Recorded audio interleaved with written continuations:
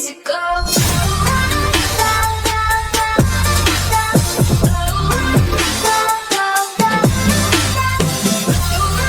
What's up, KGG gang? It's your boy Keashon back once again on another video. Quit playing. Just to let y'all know, I go live every Tuesday and Thursday at 5:30 p.m. So you can tune in if you want as well. Gotta get some live gameplay. But right before we get in the video, gotta make sure you comment down below, see me play or even react to next. I do it all. Anything y'all need, gotta comment down below. And let's get it. Discover many secrets to enhance your Arc Raiders battle experience significantly. Roll off ledges that are high up, you will take fall damage. However, if you first completely deplete your stamina and perform a slow roll off the edge, you will negate the fall damage, as the animation from the slow roll allows your character's fall status to start later in the drop. This trick can save your life when you need to get down from high places and want to take no damage or less damage. Now, we all know that you can reload your ammo and it'll take it from your backpack. However, what you might not know is that you can reload ammo from your safe pocket. This is especially useful if you're going in with expensive ammo such as energy or explosive, which runs between 15 to 18k a stack.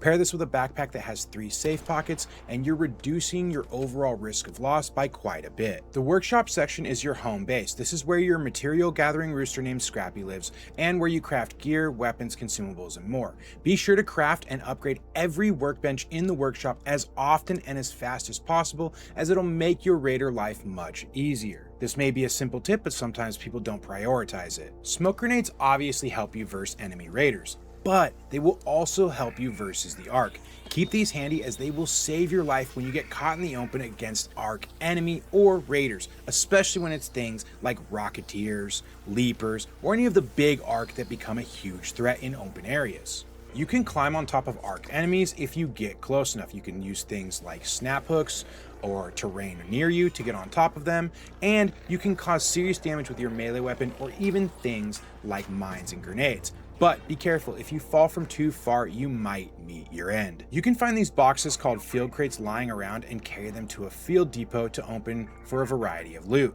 You can spot field depots when you are nearby via zooming in your map or use online map resources like metaforge.app. These can be especially useful if you're on a free kit and you need extra resources or sometimes even an extra weapon. Most raids start at 30 minutes and you can spawn early or late. If you spawn early, then most raiders should be on the edges of the map. However, if you spawn late, raiders could be anywhere, so be careful when moving around. It's also worth noting that late spawns tend to feel underwhelming if you're new to the game, because it feels like all the loot is gone. However, if you look around, you'll usually see that raiders haven't picked everything. You can interact with containers that have already been opened and looted. Doing so will grant you free, easy experience. This is most useful when you spawn into a raid late and several containers have already been opened. This is fast experience you should consider grabbing if you want to level up quickly. You can use defibrillators to revive teammates, but you can also use it to revive enemy raiders. This can sometimes be an effective way to create a new ally or friend. I advise taking a defib in your safe pocket when playing solo, just in case you need to save a life. Pause. I honestly really hate to ask this kind of stuff. I always find it super cringe, but this video took me months to make, collecting over 200 clips with hundreds of hours of gameplay, all edited by hand.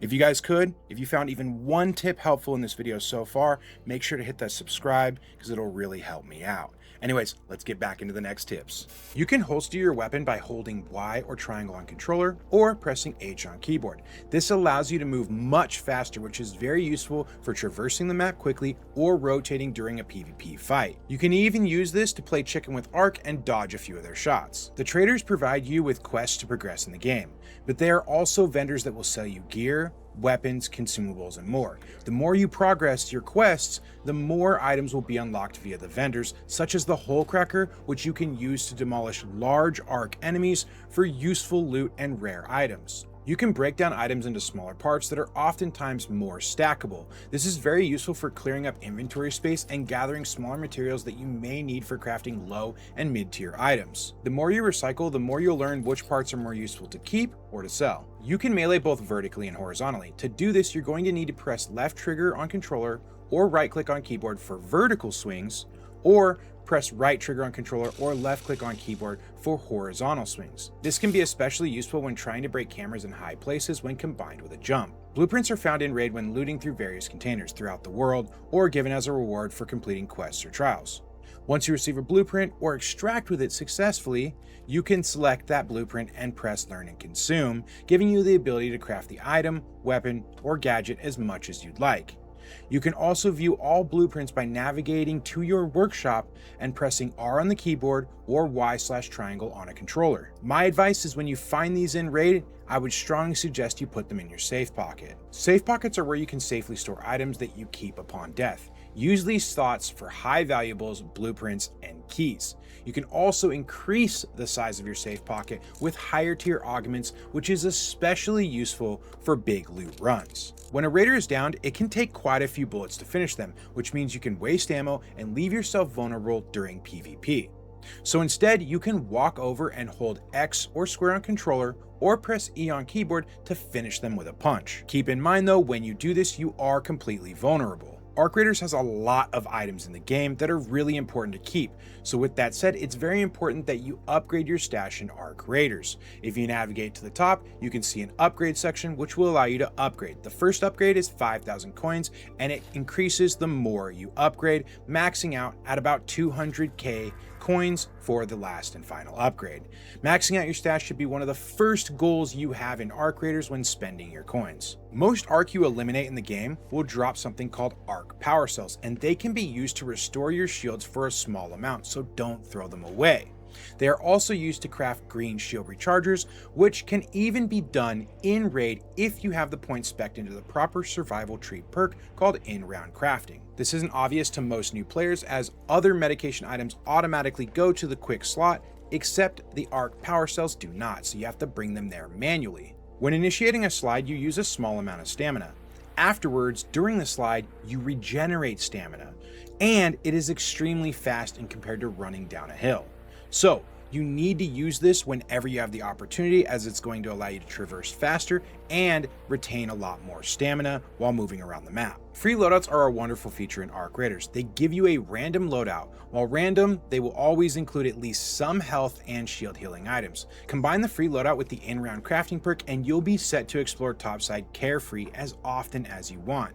This gives new players a great way to play stress-free. Though keep in mind, there are only a limited amount of items and weapons that can come from your free kit by default. Scrappy is your trusty rooster that gathers useful materials for you between each raid. He can level up if you give him the right items, so be sure to track these ASAP. These materials at first might seem like nothing, but the more you become familiar with the game, the more value you will see in these small materials, especially when combined with the refiner, which will allow you to upgrade them to even better materials. Do not underestimate the use of adrenaline shots. These are very cheap to craft and can help you rotate during a fight, or even more importantly, make it to that extraction point before the timer ends, in many cases saving your life. My advice would be to bring at least 3 to 5 of these every single raid. Pay close attention to when you are given a quest, to the dialogue, the picture, and the quest text. These will often provide you more clues on how to complete your quest versus just reading the quest objective. If you don't, when you load into your raids, some of these quests might seem a bit obscure and difficult to solve, so pay close attention. You can extract with enemy raiders, so if you made an ally along your adventure, feel free to leave together safely.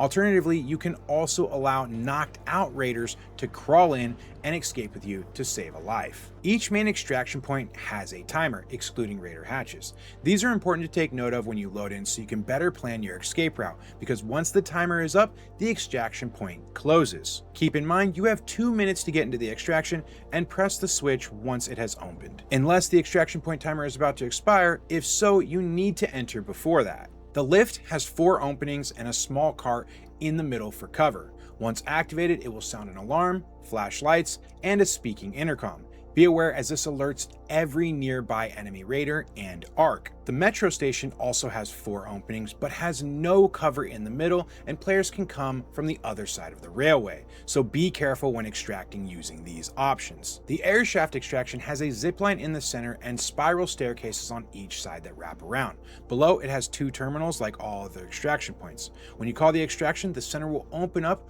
which will allow you to fall in safely, though it's not necessary. The Raider hatch is the fastest and safest extraction, but it requires a key. These can be purchased for a fair price or found in various loot containers, and if you level up, you can even craft them at your workshop. Once you've progressed a bit, I would always take a Raider hatch key in your safe pocket as long as it's not during the map events where hatches are closed. Always keeping a hatch key gives you far more extraction opportunities to get out when needed and helps avoid the notorious extraction campers. Raider hatches will automatically close after 10 to 20 seconds, so make sure you wait for your team to open it or they might get left behind. When a Raider is knocked out, a red flare shoots up into the sky. If there is something above the player such as a ceiling, the flare will not pass through. Use red flares as a way to find enemy Raiders or avoid them altogether. Fake Raider flares can be found or crafted and used as a means to trick other Raiders into an ambush, so be careful. Not every Raider flare you see out there is a real one, and experienced Raiders may use this to trick you and eliminate you. When you break a Raider's shield, you will hear an electrical explosion, followed by an explosion of sparks on the Raider. These sound cues and visual cues are crucial to your victory in PvP, so learn them carefully. And if you're on a team, make the correct callouts. When you are down but not out, it is not always over. You can crawl to an extraction point and interact with them safely to get back home, so never give up. And with the looting survival augment, you can even crawl for hundreds of meters and make it back to an extraction point. You can track various recipes such as ammunition, weapons, or even workshop benches. This will mark the items needed for each tracked recipe with an eye, making it much easier to manage loot both on topside and in your stash. You can even view your tracked recipes by opening your map, scrolling to the right, or opening your stash and navigating to your logbook. Make sure to mark everything that's important to you, as that makes looting easier and faster. You know, that be the end of this video. But y'all wanna cop some of my merch from my crazy store. Link in the description will be down below as well. You know, anything you need, out of bathroom items, bed covers, pillows, book bags, anything. Link in the description down below as well. You know, make sure you don't miss out. You know, also you wanna become a member of this channel. You know, get some early rewards. Even in the live videos, you get some exclusive rewards, exclusive stickers, you know, stuff like that. Link in the description down below as well. We're gonna support my channel. Got catching me Keashon 3. Or got some paper me Keashongotgame 2005. You know, and go ahead and make sure you like this video. Comment down below so you play next. Gotta subscribe to my channel if you're brand new. Get that post notification bell so I miss some of the great videos I post next. Guys, share the video with everybody. You know. Like I always say, I'll catch you guys in the next one. Peace.